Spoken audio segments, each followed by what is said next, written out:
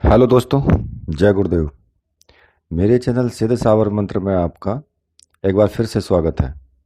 और दोस्तों, मैं आज आपको जो बताना चाहता हूं, जो मैं वीडियो लेकर के आया हूं, वो वीडियो मैं इस टाइप की लेकर के आया हूं कि आपको विघ्नों के बारे में मैं बता सकूं। देखिए, साधना कोई भी आप करें, किसी भी देव की करें, देवी की करें, चाहे अप्सरा की करें, चाहे शिव की करें या हनुमान जी की करें, लेकिन विघ्न तो सभी में आएंगे। कारण क्या है कि देखिए, होता क्या है कि कोई भी शक्ति हो, सूर्य शक्ति हो या आसुरी शक्ति हो, वो सरलता से किसी के भी वचनों में नहीं बंधना चाहती है। आप क्या सोचते हो, अगर आपको कोई बांध कर रखे, जब आपको बुलाए तो तब तो तुम्हें जाना पड़े, और जो तुमसे वो कहे वही तुम्हें करना पड़े, तो भाई आपको कैसा लगेगा? आप सोचोगे कि यार इसके चुंगल से कैसे किसी तरह से बचा जाए। तुम्हें पता है कि ये व्यक्ति मुझे बांधेगा और मुझे वचनों में बंधना पड़ेगा, तो फिर आप क्या करोगे? आप सोचोगे कि किसी तरीके से ये इस क्रिया को ना कर पाए, जिससे कि मुझे वचनों में बंधना ना पड़े। तो आप क्या करोगे? आप विघ्न उत्पन्न करोगे कि जिससे ये साधना छोड़ दे, बीच में ही ये साधना टूट जाए, तो मैं बच जाऊं, कि मैं विघ्नों में विघ्न आ जाए और इसकी साधना टूट जाए और मैं बच जाऊं, मुझे इसके वचनों में बंधना ना पड़े। यही होता है शक्तियों का भी। तो कोई भी शक्ति हो, चाहे वो आसुरी शक्ति हो या फिर नॉर्मल जो देवता हो, देवी देवता होते हैं वो हो, कोई भी हो। और फिर आरंभ होता है जब कोई साधना करने कोई साधक बैठता है ना, और वो संकल्प लेकर के बैठता है, फिर आरंभ होता है उन दोनों के बीच में एक संघर्ष, एक युद्ध आरंभ होता है। फिर अब उसमें क्या होता है कि जो साधक दृढ़ शक्ति वाले हैं, जो साहसी हैं, और किसी अच्छे गुरु की कृपा प्राप्त है, तो वो तो सिद्धियों के मार्ग पे आगे बढ़ जाते हैं, वरना अन्यथा फिर निष्फल हो जाते हैं ज्यादातर। और इस साधना को, कोई भी साधना हो, उसको भंग करने के लिए, देखिए मैं बताऊं आपको कि आप चाहे भैरव की साधना करो, चाहे महाविद्या करो, चाहे फिर कोई दूसरी साधना करो, यक्षिणी करो, भूत करो, प्रेत करो, या फिर अप्सरा करो, कोई भी अप्सरा की साधना करोगे तो उसमें भी ये विघ्न आएंगे।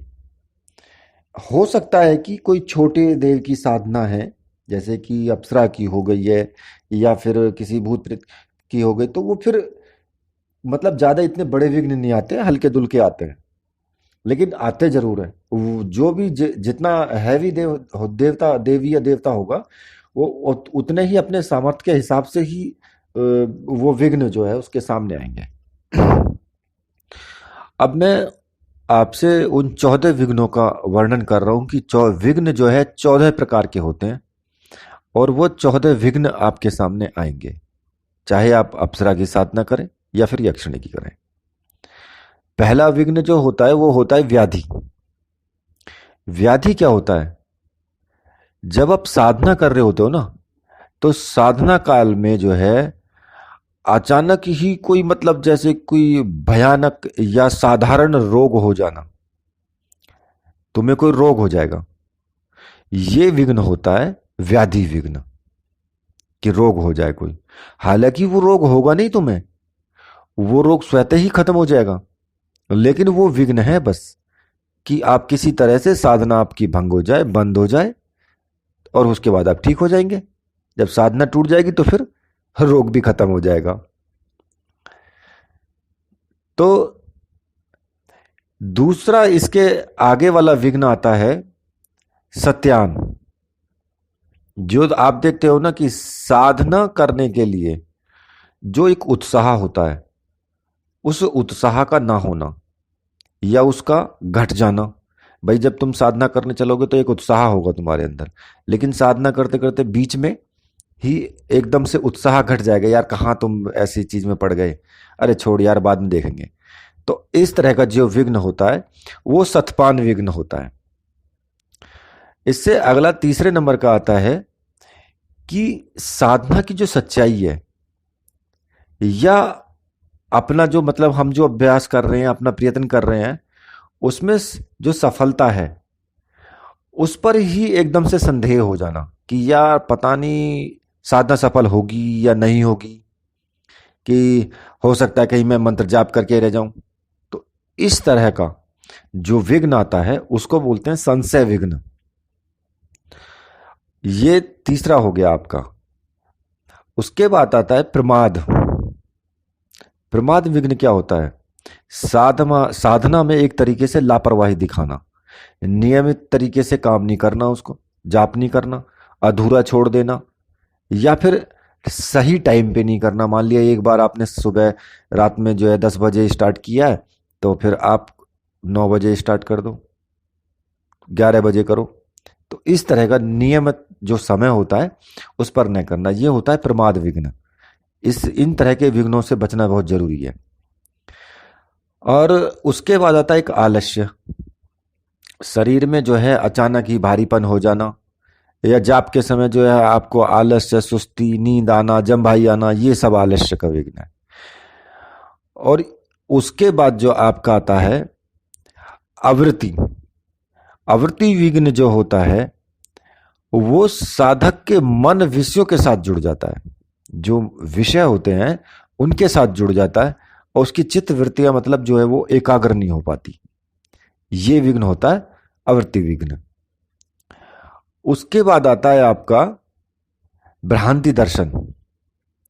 मतलब कि एक तरीके से किसी भी कारण से देवता के जो दर्शन हो जाना, साधना पूरी नहीं हुई और देवता के दर्शन हो गए, तो अब ये क्या है?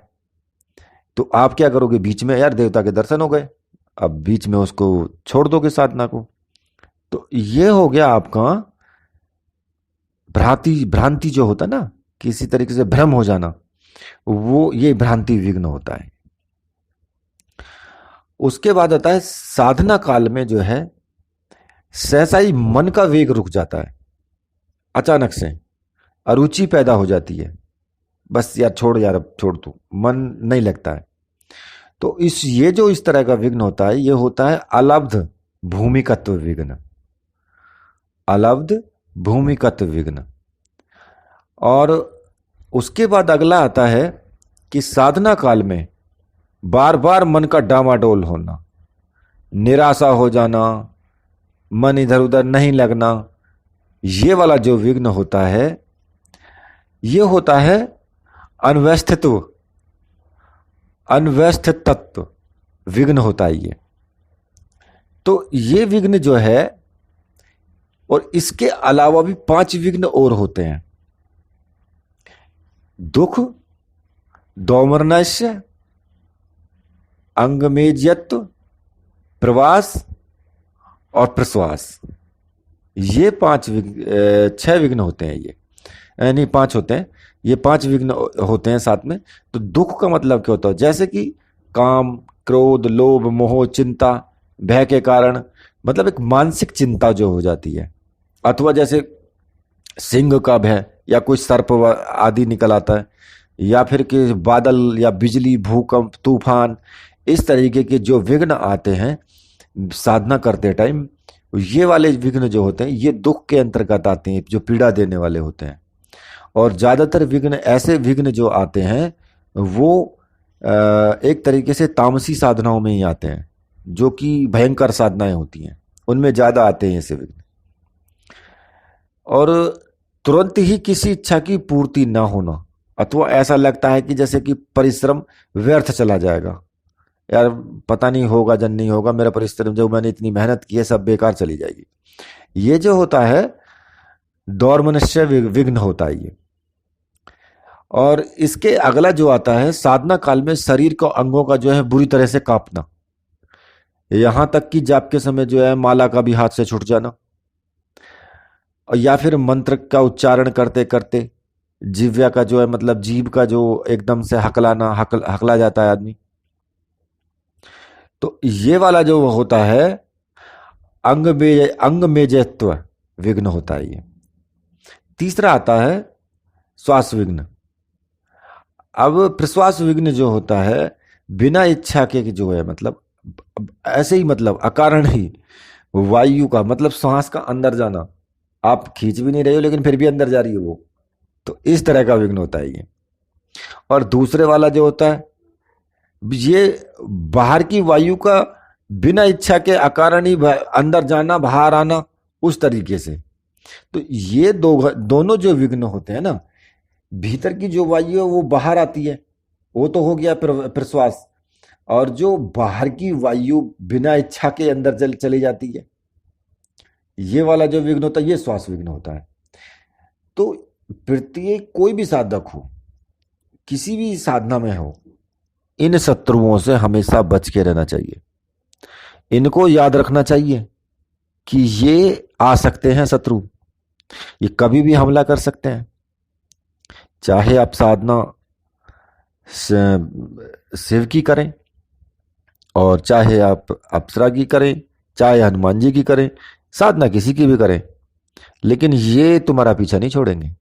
ये तो आएंगे आएंगे। अब मान लिया तुम सात्विक साधना कर रहे हो तो ठीक है, कुछ इस टाइप के विघ्न आएंगे कि जैसे कि माला हाथ से छूट जाना, अचानक से चीख निकल जाना, या फिर पीछे की तरफ गिर जाना, या आलस्य आएगा, अरुचि पैदा होगी, या फिर मन मोह माया में जुड़ेगा, या फिर काम वासना जगेगी। तो इस तरह के विघ्न आएंगे उसमें। तो अभी जो मैं आपको आगे मैं बताऊंगा, जो शिव साधना बताऊंगा मैं, ये मैंने आपको 2 वीडियो बनाई हैं इस तरह की, कि एक तो विघ्नों के ऊपर बनाई है मैंने, और एक आपको जो है यम नियम के कुछ सिद्धांत बताए थे, उसमें मैंने वीडियो बनाई है। लेकिन ये विघ्न भी आपको तब परेशान करेंगे जब आप यम नियम के सिद्धांत का ठीक तरह से पालन नहीं हो पाएगा, तब ये विघ्न जो है आपको परेशानी ज्यादा पैदा करेंगे।